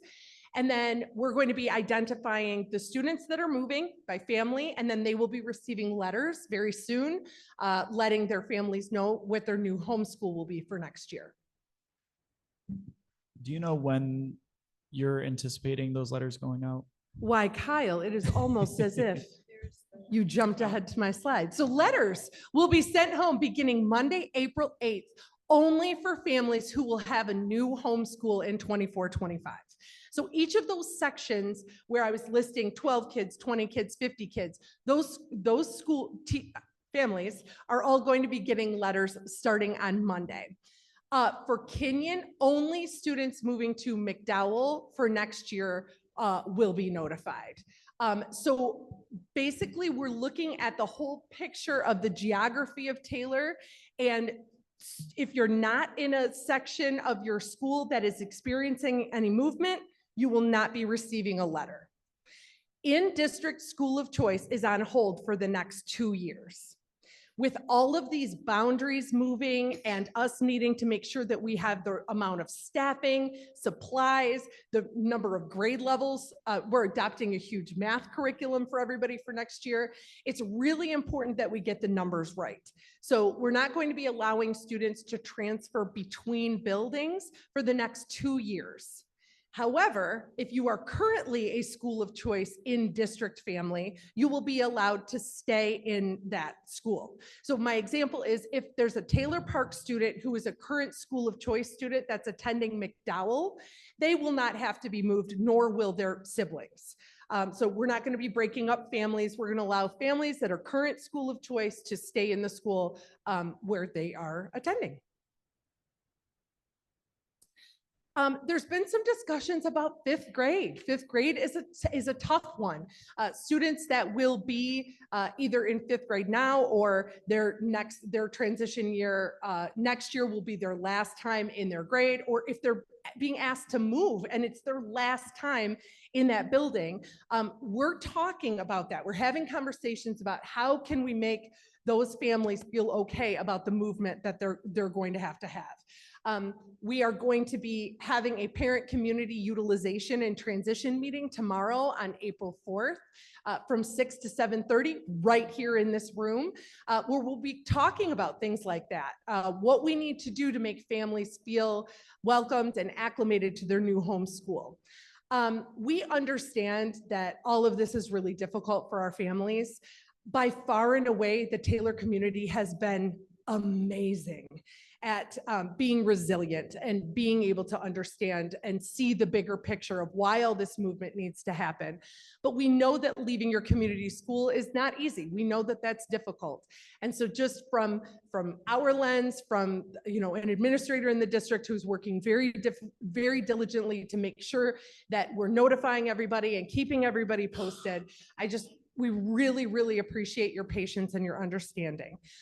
Tomorrow's utilization and transition meeting, like I said, right here at 6 o'clock, is going to be focused on, what are we doing next? How can we make these families feel welcomed? What can we do from the district level and the school level to make sure that everybody feels okay about transitioning to a new school? So if you've got some good ideas and you want to come and hang out with us and share your ideas with us, we would love to have you tomorrow.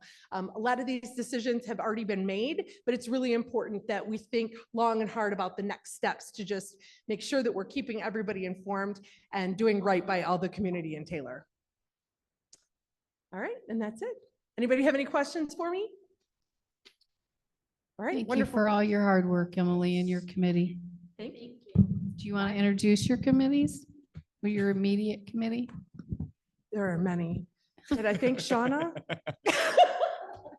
I've been part of Kyle's utilization team. We've been running those together, going to the school buildings. I cannot thank our teams enough from the collaborative and Gary. And then I've been working closely with the school improvement team and my principals. My principals at my buildings have been amazing in helping me to understand the intricacies of their communities. They are reaching out to the families. They are making the one-to-one phone calls.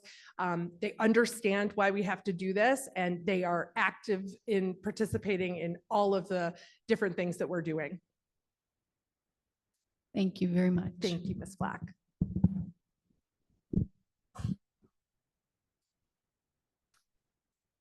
Okay. Number 7, discussion items. Gary Kent, Airsman Agreement.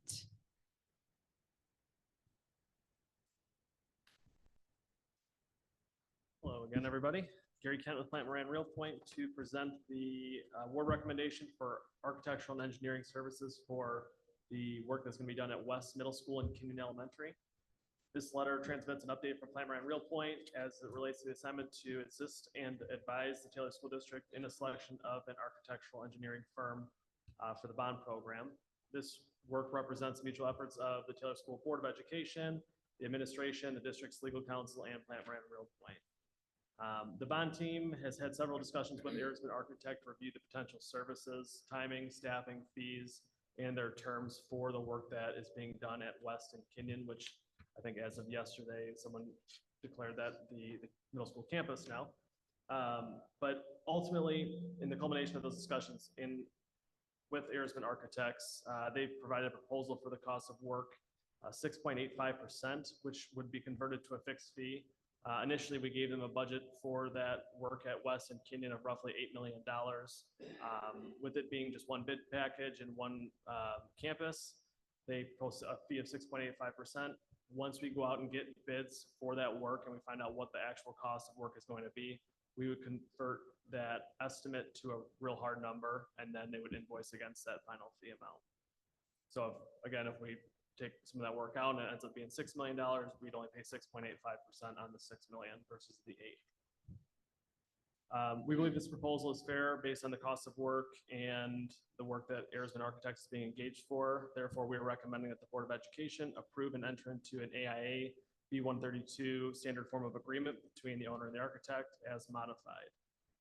Attached for reference is their proposal dated March 31st, 2024, which goes into the project size, description of work that's going to be completed, as well as the scope of basic services. Is that it? Yeah. Yep. Are there any questions, comments? Hearing none. Thank you, Gary. Thank you.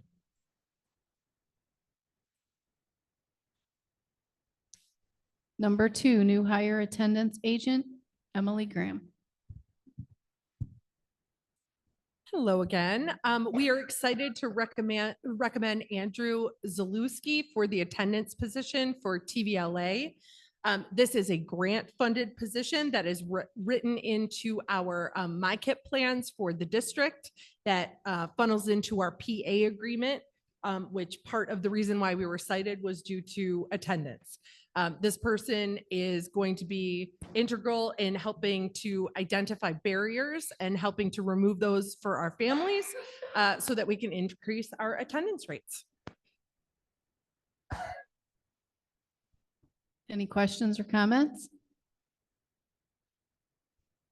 All right, number 3, overnight field trip request, Saginaw Valley University. Joe Horth, are you still there? I am. Okay. Okay, so the reason for the request is to compete in the state championship for robotics. We will be taking 5 students. We will have 5 chaperones, and then all the parents are going, so they're providing the transportation. Is And that I it, hope, Joe? yeah, I mean, that's, I think so. Are there any questions or comments? Nope, just good luck Oh. up there. Yes. Thank you. Thank you. I hope to be back next week to do it again. Yes. Okay, that would be swell. Because that would be the World Championship in Houston. So like I mentioned earlier, 160 teams will be going to the state championship.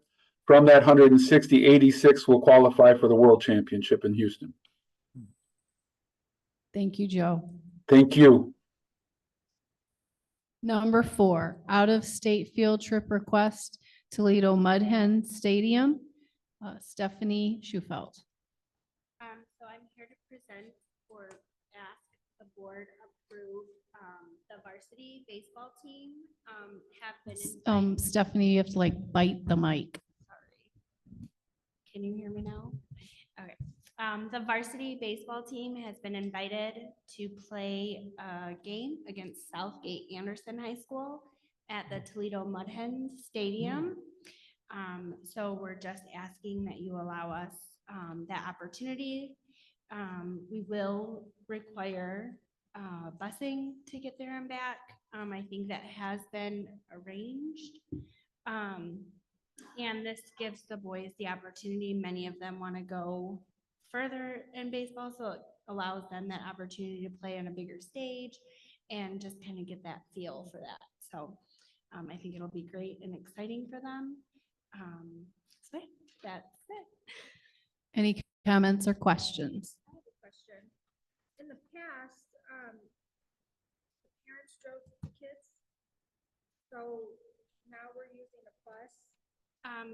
The issue is that the game is at 4 o'clock in the afternoon. And so that was asked, if a bus is an issue, we would prepare and make everybody sign waivers to allow students to drive with other parents that can take them. But yeah, that would be, we were worried about the school district, something happening because they have to leave at 1 o'clock. Okay. You're welcome. Any additional comments or questions? Okay, hearing none. Number 5, overnight out-of-state conference request, NASB Annual Conference, David Myers. Yes, I'm asking the board to approve NASB Annual Conference to New Orleans from the April 5th to April 8th for the annual NASB conference. Dave, will you go into a little bit more detail? Yep. The conference is it's a yearly conference for we're going to sit through classes like advocacy, equality and diversity, family engagement, governance and executive leadership, innovation in district management, safe and supportive schools, school board superintendent relationships, student achievement assessments and accountability, technology and digital learning solutions. It's a series of classes that we take while we're there. I do go to this conference. I went last year. I look forward to going this year. I learn a lot from these conferences, and I would appreciate approval from the board. And this is this weekend? Yes. Okay. We will, of course, ask you to do a presentation next board meeting. Yes. Okay. Number 6, Gallagher Bassett, Edwina Hill. This is insurance. Yes. The district currently works with Gallagher Bassett, and they have reached out to the district to ask for approval to increase the reserve set aside for current litigation that's currently going on regarding some of our workers' comp claims in the amount of $70,148.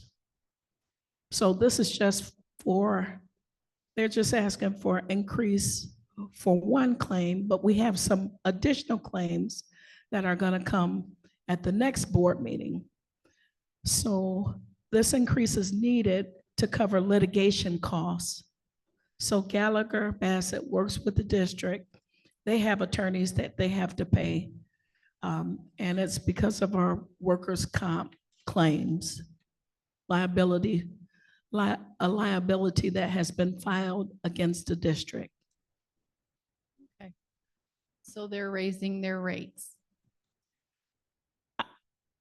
They just have to cover their legal costs. Okay. Are there any other questions, comments? Okay. Mr. Wright? All right, moving on to item number this 8. Okay. Item number 8, action items. First up, we have Airsman Agreement Policy 6320.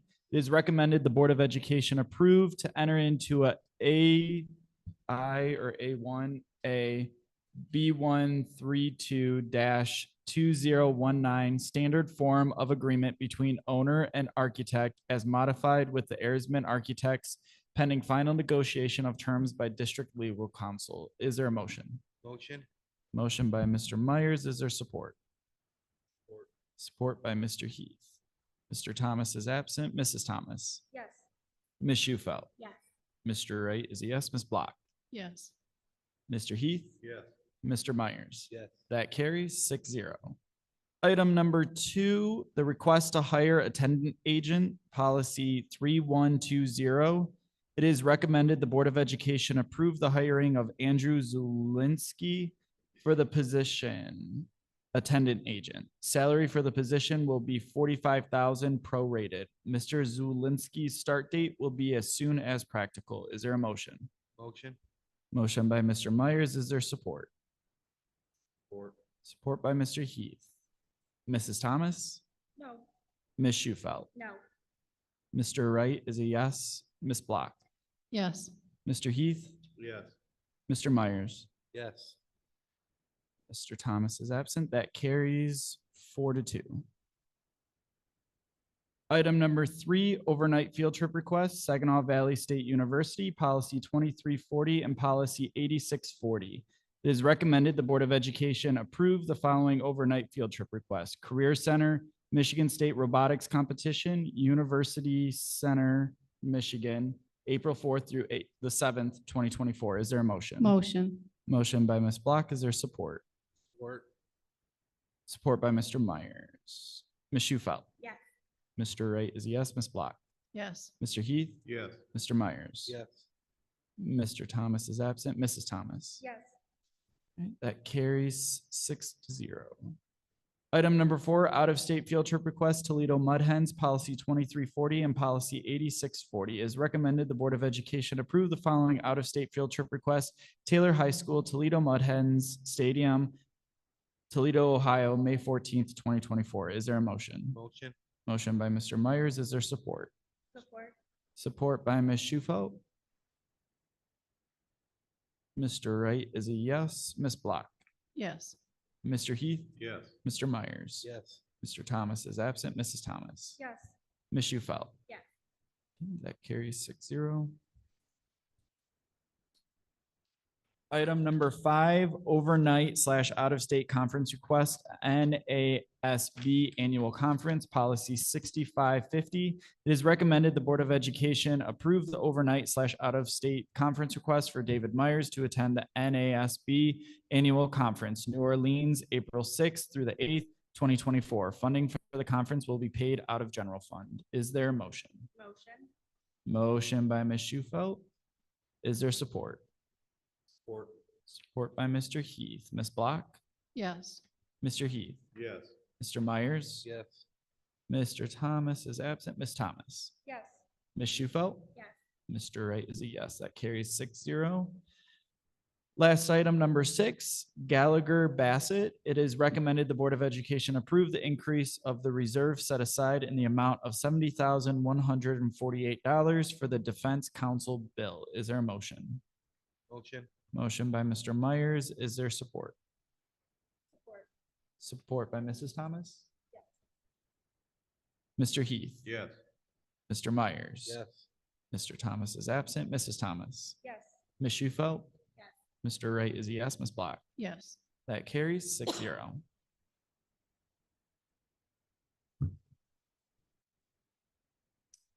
Okay, number 9, superintendent report, Mr. Wager. All right, I know I kind of mentioned on this last meeting, but I think it's worth bringing up again. But now that we've reached the other side of spring break, we are full into testing season in our schools. So I want to urge parents, I want to urge students to, get the proper rest, eat the proper meals, be ready, because we have lots of big things going on, from M-STEP at the elementary levels up to the SAT that will be taking place with our 11th graders in the coming days and the coming weeks. So I urge everybody to put in those efforts, practice, use those good practices, and be ready for all that we have coming forward in the coming months.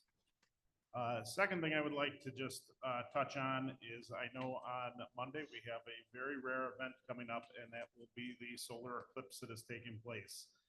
You should be receiving a communication from your individual schools regarding things that they have taking place and how they are treating this as an educational opportunity.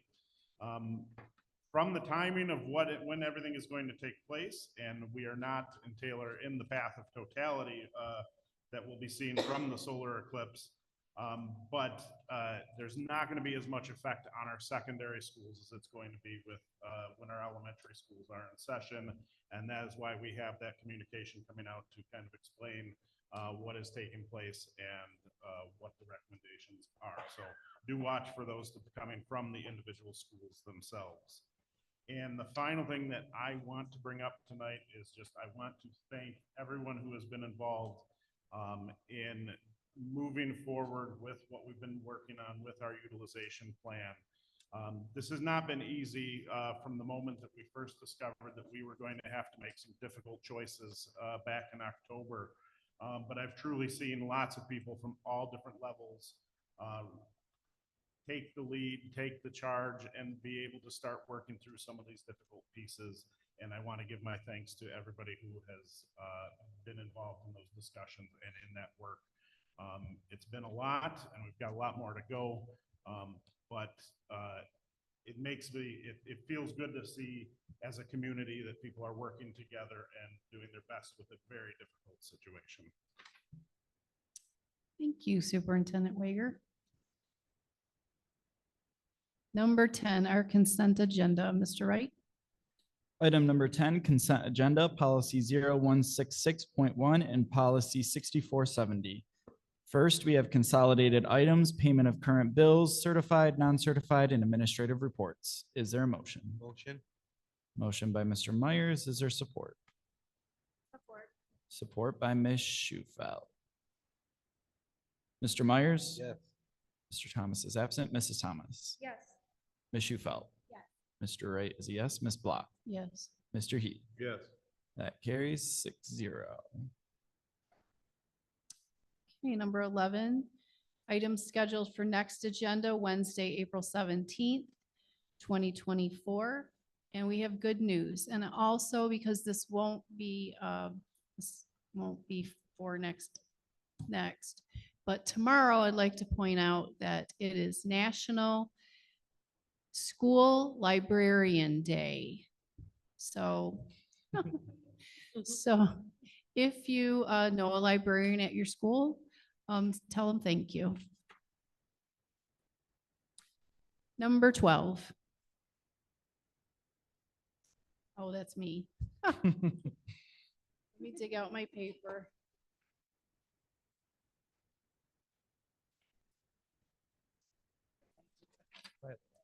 It is. It's the last thing. Of course. Okay, number 12 is public comment. Thank you to all who have been able to be here with us in person and online tonight. We understand the importance of continuing to keep you all informed and provide an opportunity for you to be heard. Tonight's audience participation will be for all who wish to speak, whether it be in person or online. We will begin with those in person. If you would like to address the board, please step up to the microphone and state your name and address for the record. After all those in person have had the opportunity to speak, that opportunity will be given to those online. Please take into consideration common courtesy and keep your comments to 3 minutes or less. We will provide and assist with timekeeping so that each speaker will be able to monitor their own time and know when to conclude, so all who wish to speak will have an equal opportunity to do so. If there are any questions at this meeting or by some other avenue, Superintendent Michael Wager or his designee will work on getting those answers in a timely fashion. We will start with those in person. Not as tall as the other gentleman. Good evening, Caroline Pat, 6860 Jackson. I have a couple things. One, the main thing is why do we not have public comment before action items? Only because I have a couple questions for the gentlemen who are no longer here. So when you're discussing something, you guys can ask questions, but we can't. Even if you just have it for those items, not anything, it would be a good thing if we could do that prior to.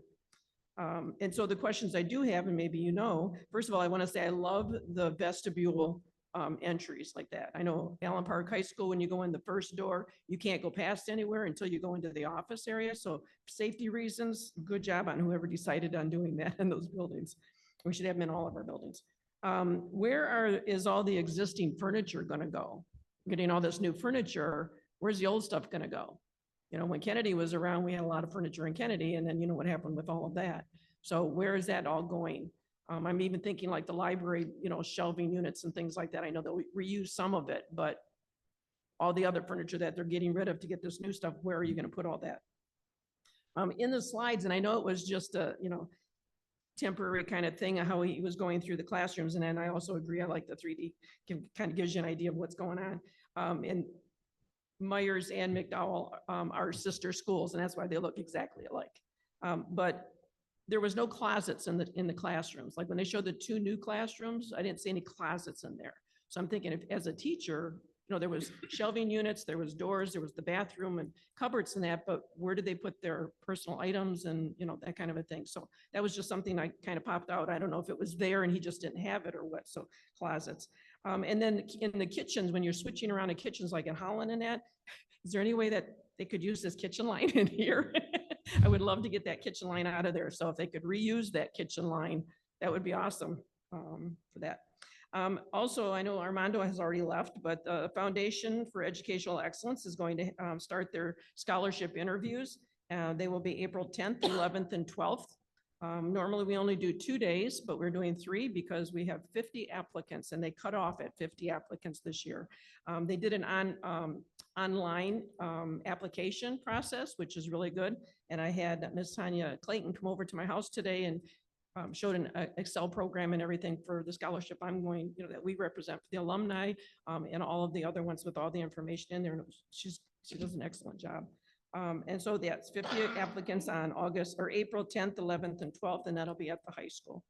10th, I think, 11th is going to be just in the afternoon. 10th is all day. And I think on the 12th, we'll just finish up who we didn't get to. And also, and I know Kyle, you posted this or shared this on Facebook with Megan Bales and Chad Putnam, the teacher of the year, correct? They shared the teacher of the. No, they were teacher of the month. Teacher of the month. Yep. So it was shared, they shared teacher of the month. And those 2 names, when we do scholarship interviews, those 2 names always come up when my question is asked, who inspired you? Those 2 names always come up. So they earned that. They deserve that. Thank you. Thank you, Ms. Pats. Are there any other in-person comments?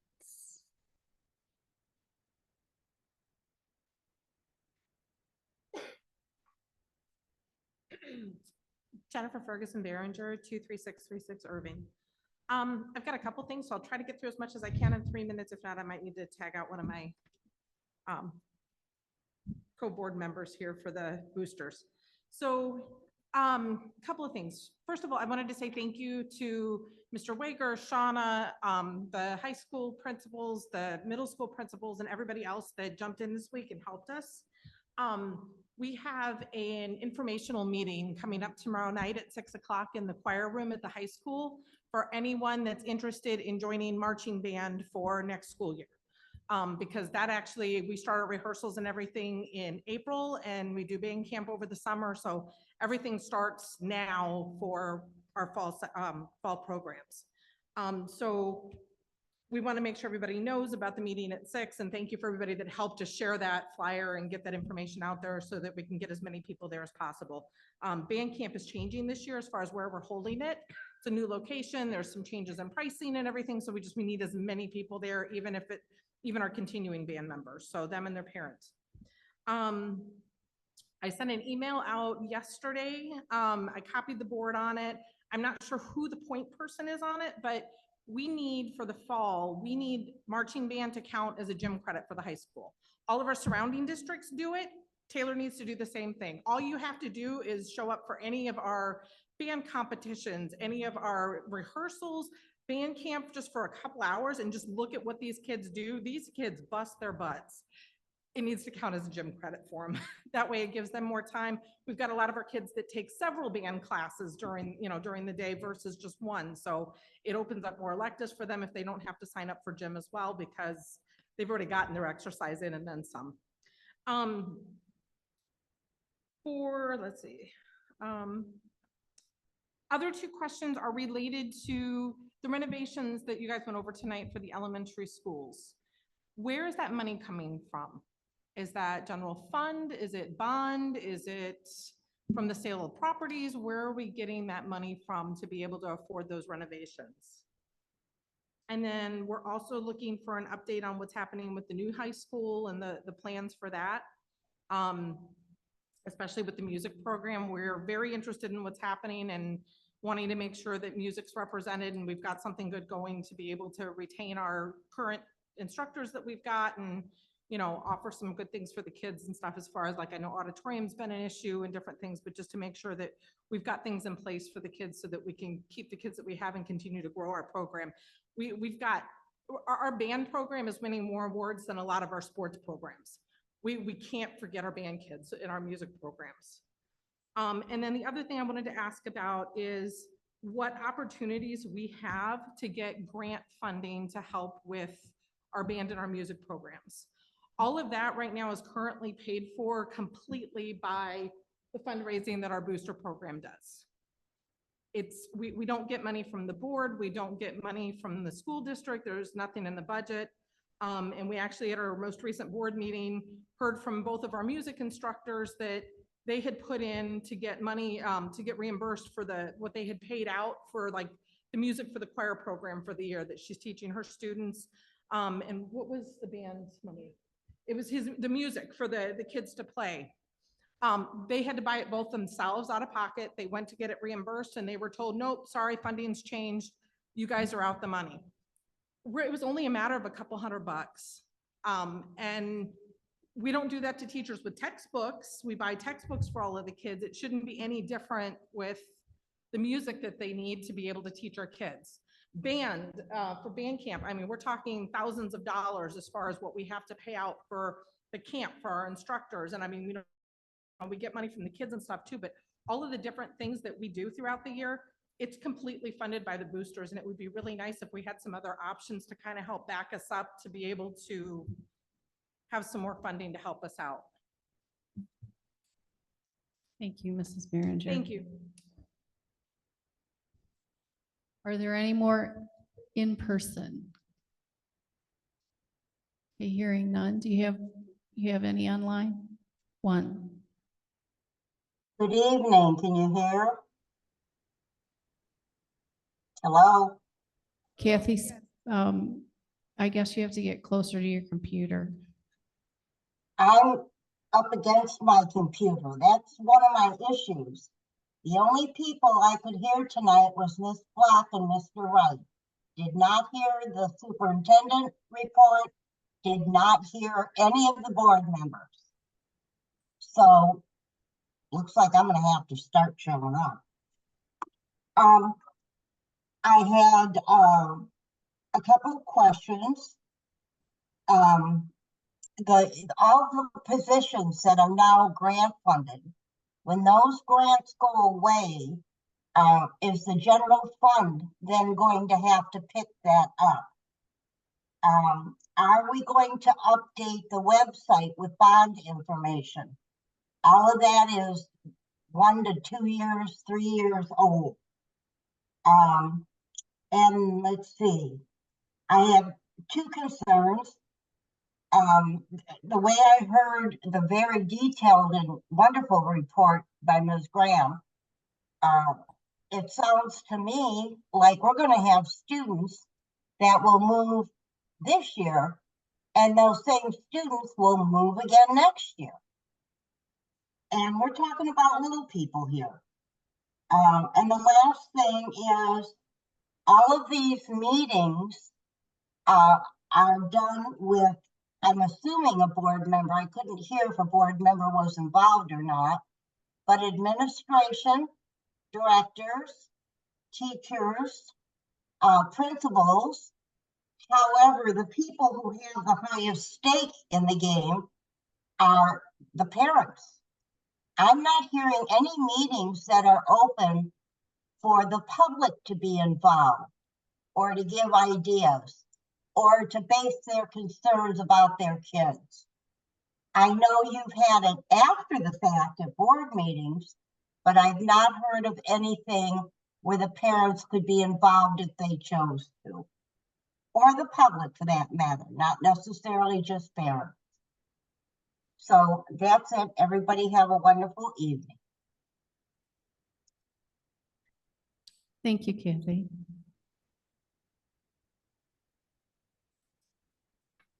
Number 13, Mr. Wright. That was the end, right? Item number 13, we have adjournment to closed session, policy 0137.2 pursuant to Michigan's Open Meetings Act, being Public Act 267 of 1976. And as amended, I move the board convene in closed session pursuant to 8C negotiations and 8H material exempt from disclosure by state and federal statute. Is there a motion? Motion. Motion by Mr. Myers. Is there support? Support. Support by Mr. Heath. Mr. Thomas is absent. Mrs. Thomas. Yes. Ms. Shufelt? Yes. Mr. Wright is a yes. I almost messed that one up. Ms. Block? That's your own name, Kyle. Yes. Mr. Heath? Yes. Mr. Myers? Yes. That carries 6-0. Yeah, even I didn't mess my own name up. We will go into closed session at 8:06. When you're reading them fast, it catches you.